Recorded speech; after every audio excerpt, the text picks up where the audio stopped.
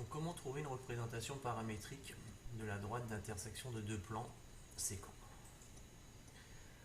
Alors on va faire un petit exercice pour cela. Donc dans un repère de l'espace, on considère les plans P et Q d'équation 2x moins 3y plus z moins 6 égale 0 et x plus y plus z moins 3 égale 0. Donc on va d'abord montrer que ces plans sont bien séquents. Et ensuite, on va trouver la représentation paramétrique de la droite d'intersection entre P et Q. Alors, la méthode pour montrer que deux plans sont séquents, pour cela, il suffit de vérifier que leurs vecteurs normaux ne sont pas collinéaires. Alors, un vecteur normal de P est noté n, qui est donc 2, moins 3, 1.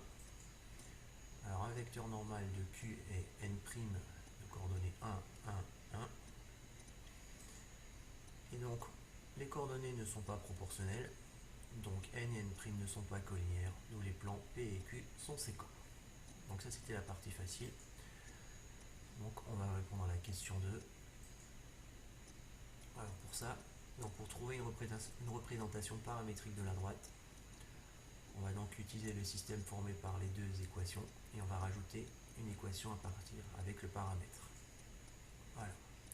Donc on va déjà écrire le système qui caractérise la droite. Donc c'est celui-là construit à partir des deux équations des deux plans.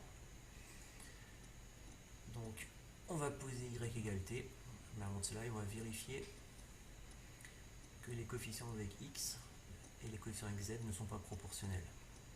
Donc c'est bien le cas, d'un côté on a 2, 1, de l'autre côté 1, 1, c'est pas proportionnel, donc on peut résoudre le système dans la suite. Donc on obtient donc le système avec la première équation du plan, la deuxième équation du plan Q, et enfin on a y égale t, et on va remplacer tous les y par t.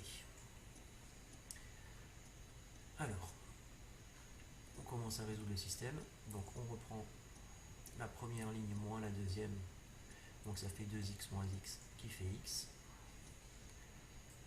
donc moins 3t moins t qui fait donc moins 4t, donc z moins z qui se simplifie, et enfin moins 6 moins moins 3 qui fait donc moins 3. Et c'est naturellement égal à 0. On recopie y en deuxième équation et on recopie la dernière, donc x plus t plus z moins 3t égale 0. On fait passer le 3 de l'autre côté, pareil pour le x, et enfin le t, ce qui nous permet d'avoir z tout seul, et donc d'avoir z égale 3 moins x moins y. Voilà, donc on a bientôt fini, on reprend notre première ligne, on va faire passer tout ce qui n'est pas x de l'autre côté, donc le 4t devient là, et le moins 3 devient plus 3, et donc voilà, on a notre première équation x égale 4t plus 3, la deuxième on l'avait déjà depuis longtemps, y égale t, et enfin la dernière. Donc ici on voit qu'il y a le x qui nous dérange, qu'on va remplacer automatiquement par 4t plus 3. Donc on n'a plus qu'à calculer, donc 3 moins 3, ça s'enlève, et puis moins 4t moins t moins 5t. Voilà, on a notre équation de notre représentation paramétrique de notre droite, qui est donc x égale 4t plus 3, y égale t, et z égale moins 5t.